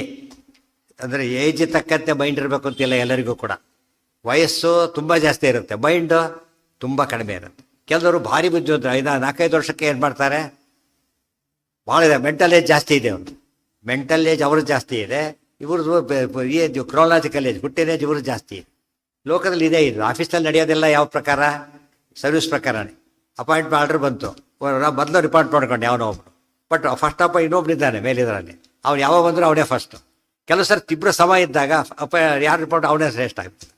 ಇಬ್ಬರು ಈಕ್ವಲ್ ಇದ್ದಾಗ ಫಸ್ಟ್ ರಿಪೋರ್ಟ್ ಮಾಡ್ಕೊಂಡ್ರೆ ಏನಾಗ್ತಾನೋ ಅವ್ನು ಸೀನಿಯರ್ ಆಗಿಬಿಡ್ತಾನೆ. ಇವ್ರು 10 ದಿವಸ ಮೇಲೆ ಮಾಡ್ಕೊಂಡ ಹೋಯ್ತು, 1 ದಿವಸ ಮಾಡ್ಕೊಂಡ್ರೆ ಹೋಯ್ತು. ಅವ್ರಿಗೆ ಪ್ರಮೋಷನ್ ಅದಕ್ಕೆಲ್ಲ ತುಂಬ ಎಫೆಕ್ಟ್ ಆಗುತ್ತೆ. ಇರೋದ್ರಿಂದ ಎಲ್ಲರಿಗೆ ಯಾಕೆ ಹೀಗೆ ಹೇಳೋದಿಲ್ಲ? ಹಾಗಿದ್ರೆ ಎಲ್ಲ ಟ್ವಿನ್ಸ್ಗೆ ಯಾಕೆ ಹೇಳೋದಿಲ್ಲ ಅಂದರೆ ಗೊತ್ತಾಗೋದಿಲ್ಲ ಯಾರಿಗೂ ಕೂಡ. ಗರ್ಭಾಧಾನ ಯಾವಾಗಾಯಿತು ಅಂತ ಗೊತ್ತಾಗೋದಿಲ್ಲ. ಇಲ್ಲಿ ಯಾತಕ್ಕೆ ಗೊತ್ತಾಯಿತು? ಪಾಯಸ ಕ್ಲಿಯರ್ ಆಗಿದೆ. ಈಗ ಪಾಯಸ ಕ್ಲಿಯರ್ ಆಗಿರೋದ್ರಿಂದ ಗೊತ್ತಾಯಿತು. ಅವಾಗ ಅದನ್ನೇ ತೊಗೋಬೇಕು. ಇಲ್ಲವರೆ ತೊಗೊಳ್ಬಾರ್ದು. ಉಪನಯನದ ಕೂಡ ಎರಡು ಇಟ್ಕೊಂಡಿದ್ದಾರೆ, ಗರ್ಭಾಷ್ಟಮ ಅಥವಾ ಜನ್ಮಾಷ್ಟಮ. ಹುಟ್ಟಿದ 9-8 ವರ್ಷ ಕೆಲವರು, ಗರ್ಭದಲ್ಲಿ ಅದು 7 ವರ್ಷ ಆಗಿಬಿಡುತ್ತಾಗ ಗರ್ಭದ ಲೆಕ್ಕ ಹಾಕಿಬಿಡ್ತಾರೆ. ಎರಡಕ್ಕೂ ಚಾನ್ಸ್ ಇದೆ ಮಾಡೋದಕ್ಕೆ. ಸೊ ಗರ್ಭದಲ್ಲಿ ತಗೊಳ್ಳೋ ಲೆಕ್ಕ ಇದೆ ಅಂತ ಆಯ್ತಲ್ಲ, ಈಗ ಗರ್ಭದೇಶ ತಗೊಳ್ಳೋ ಲೆಕ್ಕ ಅಂತಿದೆ ಅಂತ ಆಯಿತು ಅಂದಮೇಲೆ ಏನಾಯ್ತು ಅಲ್ಲಿಗೀಗ ಒಪ್ಪಿದಾಗ ಆಯ್ತಲ್ಲ. ದೇರ್ ಫೋರ್ ಪಾಯಸದಾನ ಕ್ರಮದಲ್ಲಿ ಕೌಶಲ್ಯಗಾದ ಮೇಲೆ ಫಸ್ಟ್ ಕೊಟ್ಟಿದ್ದು ಸುಮಿತ್ರೆಗೆ, ಆ ಪಾಯಸದ ಭಾಗದಿಂದನೇ ರಾಮದೇವ್ರಿಗೆ ಪಾಯಸ ಅಪ್ಲೈ ಮಾಡಬಾರ್ದು. ಯಾತಕ್ಕೆ? ದೇವರಿಗೆ ಅವತಾರನೇ ಯಾವುದೂ ಇಲ್ಲ, ನಿಮಿತ್ತ ಅಷ್ಟೇ. ಇವರಿಗೆ ಅದೇನದು ಉಪಾದಾನ ಕಾರಣ. ಅವ್ರ ದೇಹ ಹುಟ್ಲಕ್ಕದು ಬೇಕಾಯಿತು, ರಾಮದೇವ್ರಿಗೆ ಬೇಡ, ಉಳಿದವ್ರಿಗೆ ಬೇಕದು. ಆ ಕ್ರಮದಲ್ಲಿ ಲಕ್ಷ್ಮಣ ಮೊದಲೇ ಪಾಯಸದಾನಂದ ಹುಟ್ಟಿದ್ರಿಂದ ಆತ ಶ್ರೇಷ್ಠ.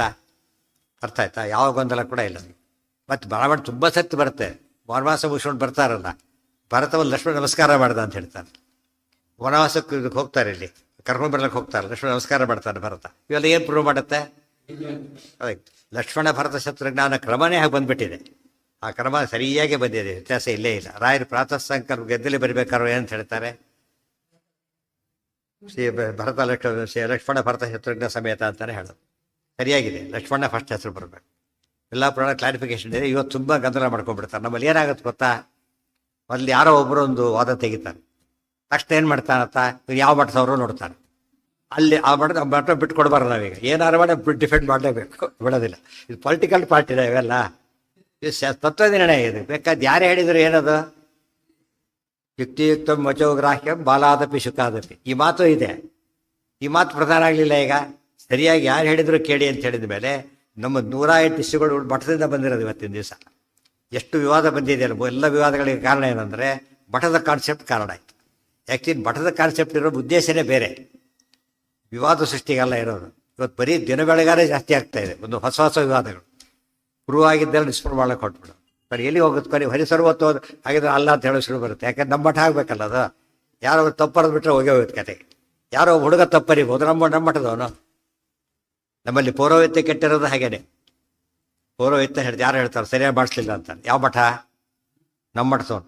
ಅದೆಲ್ಲ ಕೇಳೋ ಹಾಕಿ ನಿಮಗಿಲ್ಲ, ಹೋಗ್ರಿ ಆ ಕಡೆ. ಅವ್ರು ಏನು ಮಾಡಿ ಬಿಟ್ಕೊಡೋದಿಲ್ಲ. ಅವನು ಹೋದ್ರೆ ಮಠದ ಮರ್ಯಾದೆ ಹೋಗುತ್ತೆ ಅಂತ ಅವ್ರ ಪ್ರಶ್ನೆ. ಈಗ ಇನ್ನೊಬ್ಬರು ಅವ್ರ ತಟ್ಟೆ ನಮಗೆ ಆತಕ್ರಿ, ಅವ್ರು ಯಾರು ಮಾಡ್ಕೊಂಡು ಹೋಗ್ರಿ ಇವ್ರಂತ.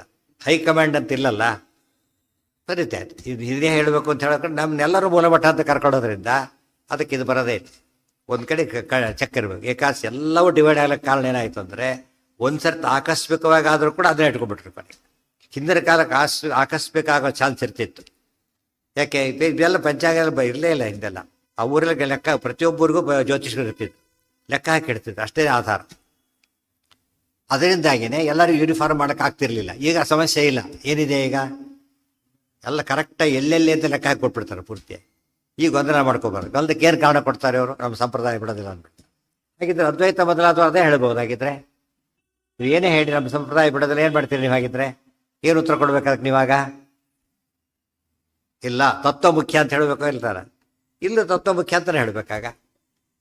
ಆ ರೀತಿ ಮಾಡ್ಕೊಂಡು ಎಲ್ಲ ಪರಿಹಾರ ಪ್ರೆಸ್ಟೀಜ್ ಇಶ್ಯೂ ಮಾಡ್ಕೊಂಡ್ಬಿಡ್ತಾನೆ. ಎಲ್ಲಿವರೆಗೂ ವಿವಾದ ಬಂದಿದೆ ಗೊತ್ತಾ? ಬ್ರಹ್ಮಸೂತ್ರ ದೊಡ್ಡದು, ವೇದಗಳು ದೊಡ್ಡದು ಪ್ರಶ್ನೆ. ಅಲ್ಲಿ ಯಾರೋ ಒಬ್ಬರು ಇತ್ತೀಚೆಗೆ ಬರೆದ್ರು, ಅದೇ ಇವು ಮಾಡ್ಕೊಂಡ್ಬಿಟ್ರು ಅವ್ರು. ದೊಡ್ಡ ಗಲಾಟೆ. ಈಗ ಬ್ರಹ್ಮಸೂತ್ರ ಆಚಾರ್ಯ ಬಾಯಿ ಬಿಟ್ಟು ಹೇಳಿದ್ದಾರೆ, ಸ್ಪಷ್ಟವಾಗಿ ಹೇಳ್ತಾರೆ, ಇದರಂಥ ಶಾಸ್ತ್ರ ಇಲ್ಲ ಅಂತೇಳಿ. ಅದನ್ನು ಬಿಟ್ಬಿಡ್ತಾರೆ. ಯಾಕೆ ನಮ್ಮ ಮಠದವ್ರು ಇದು ಬೇರೆ ಹೇಳಿದ್ದಾರೆ, ಅದನ್ನೇ ಇಟ್ಕೊಳ್ಬೇಕಾಗ. ಮಿಸ್ಚೀಫ್ಸ್ ಆಫ್ ಪಾರ್ಟಿ ಸ್ಪಿರಿಟ್ ಅಂತ ಕರೀತಾರಲ್ಲ, ಪಾರ್ಟಿ ಸ್ಪಿರಿಟ್ ಬಂದ ತಕ್ಷಣ ಏನಾಗುತ್ತೆ? ವಿಷಯ ಹೋಗ್ಬಿಡುತ್ತೆ, ಬಯಾಸ್ ಅಪ್ರೋಚ್ ಶುರುವಾಗೋದು, ಕೆಟ್ಟೋಗ್ಬಿಡುತ್ತೆ. ತತ್ವ ಹೋಗಿ ಉಳಿದವ್ರು ಪಾಪ ಜನಸಾಮಾನ್ಯರು ಇರ್ತಾರಲ್ಲ, ಅವ್ರಿಗೇನಾಗುತ್ತೆ? ಗೊಂದಲ. ಪರಕೀಯರಿಗೆ ಹಾಸ್ಯಾಸ್ಪದ. ನಿಮಗೆ ಕ್ಲಾರಿಟಿ, ನಮಗೇನು ಹೇಳಕ್ಕೆ ಬರ್ತೀರಿ ಅಂತ ಹೇಳ್ತಾರೆ. ಹೊತ್ತಾನೆ ಅದು ಸಿದ್ಧಾಂತಕ್ಕೆ ಪೆಟ್ಟು ಬಿಡುತ್ತೆ, ಬಿಡಬಾರ್ದಾಗ. ಮತ್ತು ಪ್ರೊಫೆಸರ್ ಲೆಕ್ಕ ಹಾಕ್ತಿರ್ತಾನೆ ಪಾಪ, ಆನ್ಸರ್ ಬರ್ತಾ ಇರೋದಿಲ್ಲ. ಒಬ್ಬ ಹುಡುಗ ಹೇಳ್ತಾರೆ ಸರ್ ಅಲ್ಲಿ ತಪ್ಪಾಗಿದೆ ಅಂತೇಳಿ. ಅವ್ನು ಏನಂತಾನೆ? ಶಟಪ್ ಅನ್ನೋದಿಲ್ಲ, ಗುಡ್ ಅಂತ ಹೇಳ್ತಾನೆ. ಅದಕ್ಕೆ ಈ ಸ್ಪಿರಿಟ್ ನಾ ಪ್ರೊಫೆಸರ್ ಇವನು ಲೆಕ್ಚರ್ ಹುಡುಗರೆ ಕ್ವಾಲಿಫಿಕೇಶನ್ ತೋರಿಸಿದ್ರೆ 1000 ತೋರಿಸಿದ್ರು ತಪ್ಪೇ ಅದು. ಅವನೇನು ಮಾಡ್ತಾರೆ? ಒಳ್ಳೆ ಮೇಸ್ಟ್ರು ಉಳಿದವರ ತಲೆ ಹಟ್ಟಿ ಗೆಟ್ಟ ಹೊಟ್ಟೋಗ್ತಾರೆ. ಅಂಥ ಮೇಸ್ಟ್ರು ಇರ್ತಾರೆ, ಬಟ್ ಭಾಳ ಕಡಿಮೆ. ಅವರು ಜನರಲಿ ಹೇಗಿರ್ತಾರೆ? ಅವರು ಗುಡ್ ಅಂತ ಹೇಳ್ತಾರೆ, ಭಾಳ ಚೆನ್ನಾಗಿದೆ. ನಾನು ತಪ್ಪಾಯ್ತು ಅಲ್ಲೇ ಹೇಳ್ಬಿಡ್ತಾರೆ, ಅದಕ್ಕೆ ತಪ್ಪಾಗಿದೆ, ಇವ್ರು ಕರೆಕ್ಟ್ ಅಂತ ಹೇಳ್ತಾರೆ. ಅದು ಸರಿಯಾಗಿ ಒಪ್ಪಲೇಬೇಕಂತ, ಅದರಲ್ಲಿ ಯಾವ ತಪ್ಪು ಇಲ್ಲ. ಆ ಭಾವನೆ ಇದ್ದರೆ ಗೊಂದಲ ಬರೋದೇ ಇಲ್ಲ. ಯಾತಕ್ಕೆ ಹೇಳಿದೆ ಅಂದರೆ, ಈ ವಾದ ಇದು ಶುರುವಾಗಿ ಲಕ್ಷ್ಮಣ ದೊಡ್ಡವರು ಭರತ ದೊಡ್ಡ ಇದ್ದದೆಲ್ಲ ಒಂಥರ ವಾದಗಳು ಶುರು ಮಾಡಿ. ಅದಕ್ಕೆ ನಾವೇನು ಮಾಡಬೇಕು ಅಂದರೆ, ಅದರ ಎಂಟರಾಗ್ಲಿಕ್ಕೆ ಹೋಗಬಾರ್ದು. ಆದಷ್ಟು ಕೂಡ ತತ್ವ ಎಷ್ಟು ತಿಳ್ಕೊಂಡ್ಬಿಟ್ರೆ ಮುಗಿದೋಯ್ತು ಅಷ್ಟೇ. ಅದು ಅವರವರಿಗಿರಲಿ, ನಮಗೆ ಬೇಕಾಗಿಲ್ಲ ಅಂತೇಳಿ ನಾವು ತಿಳ್ಕೊಟ್ರೆ ಸಾಕು. ಕೊನೆಗೆ ಇದರಿಂದ ನಮಗೆ ಮೋಕ್ಷ ಅಲ್ಲ, ಯಥಾರ್ಥ ಜ್ಞಾನದ ಮೋಕ್ಷ ಅಂತ ಹೇಳಿದ್ದಾರೆ ಹೊರತು ಮಠದ ಅಫಿಲಿಯೇಷನ್ನಿಂದ ಮೋಕ್ಷ ಅಂತ ಹೇಳೋದಿಲ್ಲ. ಮಠ ಇರೋದು ತಪ್ಪು, ಸರಿಯಾಗಿದೆ, ವ್ಯವಸ್ಥೆ ಇದೆ. ಸಾವಿರಾರು ಬ್ರಾಂಚ್ ಇದೆ ಅಂದರೆ ಏನರ್ಥ? ಒಂದು ಬ್ಯಾಂಕಿಗೆ ಏನರ್ಥ? ದೊಡ್ಡ ಬ್ಯಾಂಕ್ ಅಂತ ಅರ್ಥ. ಇವರೆಲ್ಲ ಜಗಳಾಡಾಗಿಲ್ಲ. ಈ ಕಂಟ್ರೋಲ್ ಯಾವ್ದು ಮಾಡುತ್ತೆ? ಹೆಡ್ ಆಫೀಸ್ ಕಂಟ್ರೋಲ್ ಮಾಡುತ್ತೆ. ಅಷ್ಟು ತಿಳ್ಕೊಂಡ್ರೆ ಸಾಕು. ನಮ್ಮಲ್ಲಿ ಅವರವರೇ ತಿಳ್ಕೊಂಡ್ರೆ ಸಾಕು ಜಗದ್ಗುರು ಅಂತೇಳಿ. ಅದು ಅವ್ರು ತಿಳ್ಕೊಡ್ತಾರೆ, ಶಿಷ್ಯರು ಬಿಡೋದಿಲ್ಲ, ಗಲಾಟೆ ಬಿಸಿಬಿಡ್ತಾರೆ. ಸ್ವಾಮಿಗಳು ಒಪ್ಸೋದು ಸುಲಭ, ಶಿಷ್ಯರು ಒಪ್ಸೋದು ಭಾರಿ ಕಷ್ಟ. ಅವ್ರು ಒಪ್ಸೋಕೆ ಬಿಡೋದಿಲ್ಲ, ಒಪ್ಲಕ್ಕೆ ಅವರು ಪೀಠ ಬಿಟ್ಟು ಹೇಳಿರೋಷ್ಟು ಬಟ್ಟೆ ಗಲಾಟೆ ಮಾಡ್ತಾರೆ. ಅದರಿಂದಾಗಿ ಪಾಪ ಅವರಿಗೆ ತುಂಬ ಕಷ್ಟ ಆಗಿಬಿಡುತ್ತೆ. ಅದೇ ಇವ್ರ ತಿಳುವಳಿಕೆ ಇಲ್ಲ, ಇದು ಸಮಸ್ಯೆ. ಇವ್ರಿಗಿರೋದು ಫೀಲಿಂಗ್ ಅಷ್ಟೇ ಹೊರತು ತಿಳುವಳಿಕೆ ಇಲ್ಲ. ಅವ್ರಿಗೆ ತಿಳುವಳಿಕೆ ಇದೆ, ಪಾಪ ಅವರಿಗೆ ನಿರ್ಬಂಧ ಮಾಡ್ತಾರೆ. ಯಾವುದೋ ಕಾರಣಕ್ಕೆ ಬಂಧನಕ್ಕೊಳಗಾಗಿಬಿಡುತ್ತೆ. ಆ ತತ್ವ ವಿಚಾರ ಬಂದಾಗ ಎಂಟರ ಆಗಲೇಬಾರದು. ತತ್ವದ ಅಷ್ಟು ಯಾರು ಪ್ರವೇಶ ಮಾಡಬಾರ್ದು. ಪ್ರಮಾಣ ಅಷ್ಟೇ ಅದಕ್ಕೆ ಶಾಸ್ತ್ರ. ಕೌಸಲ್ಯಕಾ ಪುತ್ರವರು ಕ್ರಮೋಸೌ ಏಕಸ್ತಥೈಕೋ ಭರತಸ್ಯ ಮಾತು ಪೂರ್ವಂ ಅಂತ ಹೇಳ್ಬಿಟ್ಟು ಆಚಾರ್ಯ ತುಂಬ ಸ್ಪಷ್ಟ ಮಾಡಿದ್ರು ಬಿಡೋದಿಲ್ಲ. ಕೌಸಲ್ಯಕಾ ಪುತ್ರವರು ಕ್ರಮೋಸೌ ಪುರಾಣಗಳಲ್ಲಿ ಏನು ಮಾಡ್ತಾರೆ ಕೆಲವು ಸಲ, ಲಕ್ಷ್ಮಣ ದೊಡ್ಡವನು ಅಂತ ಹೇಳಿರೋದೇ 90%. ವಾಲ್ಮೀಕಿ ರಾಮಾಯಣ ಸ್ಪಷ್ಟ ಹಾಗೆ ಹೇಳುತ್ತದೆ, ಗೊತ್ತಾಯ್ತಾ? ಕೆಲವು ಪುರಾಣಗಳಲ್ಲಿ ಪುಟಪಟ್ಟು ಹೇಳ್ತಾರೆ. ಪುರಾಣಗಳ ಶೈಲಿ ಅಂದರೆ ಯಾಕೆ ಅಂತ ಅವ್ರು ಕ್ಲಾರಿಟಿ ಕೊಡೋದಿಲ್ಲ. ಅವರು ಈ ಪುರಾಣ ಎಲ್ಲರೂ ಓದೋದ್ರಿಂದ ಕನ್ಫ್ಯೂಸ್ ಆಗಲಿ ಅಂತಲೇ ಪುರಾಣ ಬರೆದಿರೋ. ನಿರ್ಣಯ ಬರೆದಿದ್ದೆ ಆಚಾರ್ಯ, ಅವತಾರ ಮಾಡಿದ್ದು ಇದೇ ದಿವಸನೇ, ವಿಜಯದಶಮಿ ದಿವಸ ಆಚಾರ್ಯ ಅವತಾರ ಮಾಡಿದ್ರು. ವಿಜಯದಶಮಿ, ವಿಜಯ ಸಾಧಿಸ್ಬೇಕಾಗಿತ್ತು ಆಚಾರ್ಯ, ಅದಕ್ಕೋಸ್ಕರ ಅವತಾರ ಮಾಡಿದರು. ಮಠ ಮಧ್ಯಾಹ್ನ ಕರಿಯಾಗಿ ಶ್ರವಣ ನಕ್ಷತ್ರ, ಇವತ್ತು ಮಧ್ಯಾಹ್ನದಲ್ಲಿ ಶ್ರವಣ ನಕ್ಷತ್ರ ಇದೆ, ಕರೆಕ್ಟಾಗಿದೆ, ಗೊತ್ತಾಗಿದೆ. ಅದು ಬುಧವಾರ ಆಗಿತ್ತು ಕೆಲವು ಪ್ರಕಾರ, ಇದು ಶುಕ್ರವಾರ ಆಗಿದೆ, ಅಷ್ಟೇ ವ್ಯತ್ಯಾಸ. ಶ್ರವಣ ನಕ್ಷತ್ರ ವಿಜಯದಶಮಿ ಮಧ್ಯಾಹ್ನ ಕಾಲಕ್ಕೆ ಇರೋದು. ಆ ಕಾಲಕ್ಕೆ ಆಚಾರ ಅವತಾರ ಆಯಿತು. ಶ್ರವಣ ಮಾಡ್ಸಕ್ಕೆ ಬಂದಿರಲ್ಲ, ಶಾಸ್ತ್ರ ಶ್ರವಣ ನಕ್ಷತ್ರ. ಈ ಶ್ರವಣ ಇದ್ದಿದ್ದಕ್ಕೇನೆ ಮೂಲೇನ ಆವಾಹಯೇ ದೇವೀಂ ಶ್ರವಣೇನ ವಿಸರ್ಜಯೇತ್. ಮೂಲ ನಕ್ಷತ್ರ ಇರೋ ದಿವಸ ಆವಾಹನ ಮಾಡೋದು, ಮೊನ್ನೆ ಇತ್ತಲ್ಲ ಅದಕ್ಕೆ ಆವಾಹನ ಮಾಡಿದ್ದು. ಶ್ರವಣ ನಕ್ಷತ್ರ ಇದೆ, ಇವತ್ತು ಬರದೇ ಹೋಗಿಬಿಟ್ರೆ ಕಾಯಬೇಕು, ನಾಳೆಗೆ ಬರುತ್ತೆ ಕೆಲಸ. ಏಕಾಸ್ತಿ ನಾಳೆ ವಿಸರ್ಜನೆ ಆಗುತ್ತೆ ಕೆಲಸ. ದಿವಸ ಸರಿಯಾಗಿ ಬಂದುಬಿಟ್ಟಿದೆ, ನಮಗೆ ಇವತ್ತೇ ವಿಸರ್ಜನೆ ಇದೆ ಸರಿಯಾಗಿ. ಕೆಲಸ ಮಧ್ಯಾಹ್ನ ಮೇಲೆ ಅಲ್ಲಿವರೆಗೆ ಕಾಯಬೇಕಾಗ, 3 ಗಂಟೆ ಮೇಲೆ ಬಂದರೆ ಶ್ರವಣ ನಕ್ಷತ್ರ, ಅಲ್ಲಿವರೆಗೂ ಕಾಯಬೇಕಾಗತ್ತೆ. ಈ ಸರ್ತಿ ಹಾಗೇನಿಲ್ಲ, ಬೆಳಗ್ಗಿನಿಂದನೇ ಮಾಡ್ಬೋದಾಗಿದೆ. ಯಾತಕ್ಕೆ ಹೇಳಿದರೆ ಶ್ರವಣ ಮಾಡ್ಸೋಕ್ಕೋಸ್ಕರ ಬಂದಿರೋದ್ರೆ ಶ್ರವಣ ನಕ್ಷತ್ರ. ಮಧ್ಯಾಹ್ನ ಕತ್ಲು ಪರಿಹಾರ ಮಾಡಬೇಕಾಗಿತ್ತು, ಫುಲ್ ಬ್ರೈಟ್ ಇರೋದು ಯಾವಾಗ? ಮಧ್ಯಾಹ್ನ. ಆದ್ದರಿಂದ ಮಧ್ಯಾಹ್ನ ಕಾಲಕ್ಕೆ ಅವತಾರ ಮಾಡಿದ್ರು. ಅದು ಪಾದಕ ಕ್ಷೇತ್ರ, ಅಲ್ಲಿ ಅವತಾರ ಮಾಡಿ ಬಂದಿದ್ದಾರೆ, ವರ್ಣನೆ ಮಾಡ್ತಾರೆ ಮಧ್ವದೊಳಗೆ. ಅದಕ್ಕೆ ದೇವತೆಗಳು ಸಂಭ್ರಮ ಪಟ್ಟಂಥ ದಿವಸ ಇದು. ಕಿಂಕರಾಹ ಶಂಕರಾಧ್ಯ, ದೇವತೆಗಳಿಗೂ ಸಂಭ್ರಮ ಕೊಟ್ಟಂಥ ಪೂರ್ವವಾದ ದಿವಸ ವಿಜಯದಶಮಿ. ಇದನ್ನು ಸ್ಪಷ್ಟವಾಗಿ ಪ್ರಾಚೀನರೆಲ್ಲ ಹೇಳಿದ್ದಾರೆ. ಇತ್ತೀಚೆಗೆ ಗ್ಯಾಪ್ ಬಂದು ಬಿಟ್ಟೋಗ್ಬಿಟ್ಟಿತ್ತು, ಇತ್ತೀಚೆಗೆ ಮತ್ತೆ ಆಚರಣೆ ಶುರು ಮಾಡಿದ್ದಾರೆ. ವಿದ್ಯಾಮಾನ್ಯ ತೀರ್ಥರು ಪ್ರಾತಸ್ಮರಣೀಯರು ಅವರು ವಿಶೇಷ ಶುರು ಮಾಡಿದರು. ಸಾಮಾನ್ಯವಾಗಿ ಹೆಚ್ಚು ಕಡೆ ನಡೀತಾ ಇದೆ. ಆದರೂ ಭಾಳ ಸಣ್ಣ ಮಟ್ಟದಲ್ಲಿ, ದೊಡ್ಡ ಮಟ್ಟದಲ್ಲಿ ನಡೆಯೋದಿಲ್ಲ, ಸಣ್ಣ ಮಟ್ಟದಲ್ಲಿ ನಡೆಯುತ್ತೆ ಅಷ್ಟೇ. ಗೌರ್ಮೆಂಟ್ ಹಾಲಿಡೇ ಪ್ರಕಾರ RH ಇವತ್ತು. ಈಗೆಲ್ಲ ಗೊತ್ತಿಲ್ಲ, ನಮ್ಮ ಕಾಲಕ್ಕೆ RH ಇತ್ತು. ಮಧ್ವನವಮಿ 3 ಜಯಂತಿಗಳು ಆಚರಣೆ ಕೊಡ್ತೀವಿ. 3 ಮತ್ತವರಿಗೂ ಹೆಣ್ಮಗಳಿಗೋಸ್ಕರ ಅವರಿಗೆಲ್ಲ RH ಇರ್ತಿತ್ತು, ಇಷ್ಟಪಟ್ಟು ಹಾಕ್ಬೋದಾಗಿತ್ತು. ಅವ್ರು ಅಂತಿದ್ರು RH ಮಾಧ್ವರೇ ಹಾಕೋದಿಲ್ಲ, ಬೇರೆಯವ್ರು ಹಾಕ್ತಾರೆ ಅಷ್ಟೇ ಕೆಲಸದಲ್ಲಿ. ಬೇರೆಯವ್ರು ಕೂಡ ಹಾಕೋದು, ರಜೆ ಬೇಕು ಹಾಕ್ತಾರೆ. ಅವ್ರು ಆಚರಣೆ ಮಾಡೋರು ಹಾಕಬೇಕು ಅಂತಿರೋದು. ರಜೆ ಎರಡು ಹಾಕ್ಬೋದು, ಇದು ಅನುಕೂಲ ತಕ್ಕಂತ ಹಾಕ್ಬಿಡ್ಬಿಡ್ತಾರೆ. ಮಾಧ್ವರಿ ಒಳ್ಳೆ ಅನುಕೂಲ. ಅವ್ರು ರಜೆ ಇಲ್ಲ ಅಂತ ಎಷ್ಟೋ ದಿನ ಹೋಗಿ ಬರೋದಿಲ್ಲ. ಇರೋದೇ ಕೊಟ್ಟಿದ್ದು, ಗೌರ್ಮೆಂಟ್ೇ ಕೊಟ್ಟಿದ್ದು, ಯಾಕೆ ಉಪಯೋಗಿಸ್ಬಾರ್ದನ್ನ? CL ಇದ್ದಾಗ ಅದು ಒಂದಷ್ಟೇ, ವಿತ್ ಫುಲ್ ಸ್ಯಾಲ್ರಿ ಕೊಡ್ತಾರೆ ಅದು ರಜೆ. RH ಅರ್ಥನೇ ಅದು. 15+2 ಇರ್ತಿತ್ತಲ್ಲ, ಆ 2 ಅದಕ್ಕೆ ಕೊಟ್ಟಿರೋದು. ಎಲ್ಲ ಮಾಧ್ವರು ಹಾಕಿಬಿಟ್ರೆ ಅವ್ರಿಗೆ ಮತ್ತೆ ತೆಗೆಯೋದಿಲ್ಲ, ಕಂಟಿನ್ಯೂ ಆಗುತ್ತೆ, ಉಪಯೋಗಿಸ್ತಾರೆ ಅಂತ ಹೇಳ್ಬಿಟ್ಟು. ಉಪಯೋಗಿಸ್ತವ್ರು ಏನು ಮಾಡ್ತಾರೆ, ಒಂದು ಕಾಲಕ್ಕೆ ತೆಗೆದಾಕ್ಬಿಡ್ತಾರೆ ಅಷ್ಟೇ. ಹಾಗೆ ಮಾಡಿದಾರೆ. ತಾವೇವ ಜಾತೌ ಭರತಶ್ಚ ನಾಮ್ನಾ ಶತ್ರುಘ್ನ ಇತ್ಯೇವ ಚ ರಾಮತೋನು ಪೂರ್ವಂ ಸುಮಿತ್ರ ತನಯಶ್ಚ ಶೇಷಃ ಸಲಕ್ಷ್ಮಣೋ ನಾಮ ರಘುತ್ತಮಾದನು ಕೌಸಲ್ಯಕಾ ಪುತ್ರ ಉರುಕ್ರಮೋಸೌ ಏಕಸ್ತಥೈಕೋ ಭರತಸ್ಯ ಮಾತುಃ ಉಹೌ ಸುಮಿತ್ರಾ ತನಯೋ ನೃಪಸ್ಯ ಚತ್ವಾರ ಏತೇ ಹಿ ಅಮರೋತ್ತಮಾಸುತಾಃ. ತುಂಬ ಹೇಳಿದೆ, ನಾಳೆ ಅದನ್ನು ಕಂಟಿನ್ಯೂ ಮಾಡಿ. ನಾಳೆ ದಿವಸ ಅಧ್ಯಾಯ ಮುಗಿಯುತ್ತೆ. 3ನೇ ಅಧ್ಯಾಯ ಮುಗಿದು 4ನೇ ಶುರುವು. ಫುಲ್ ರಾಮಾವತಾರ. 9ನೇ ಅಧ್ಯಾಯ ಮುಗಿಯವರೆಗೂ ಕೂಡ ರಾಮಾಯಣ ನಿರ್ಣಯ ಮಾಡ್ತಾರೆ ಆಚಾರ್ಯರು. ಅದನ್ನು ಮುಂದುವರೆಸ. ಏನ 4ರಿಂದ 9 ಮುಗಿಯವರೆಗೂ 3 ಶುರುವಾಯ್ತು. ಈಗ 3ರಿಂದ ಹಾಗೆ ಕಂಟಿನ್ಯೂ ಆಗಿಬಿಟ್ಟು 9ಕ್ಕೆ ಪೂರ್ತಿ ಮುಗಿಯುತ್ತೆ. 10ರಿಂದ ಬೇರೆ ಇಲ್ಲೇನು ಪ್ರವಚನ ಇಲ್ಲ. ಜನ ಹೆಚ್ಚು ಸೇರಬಾರ್ದು.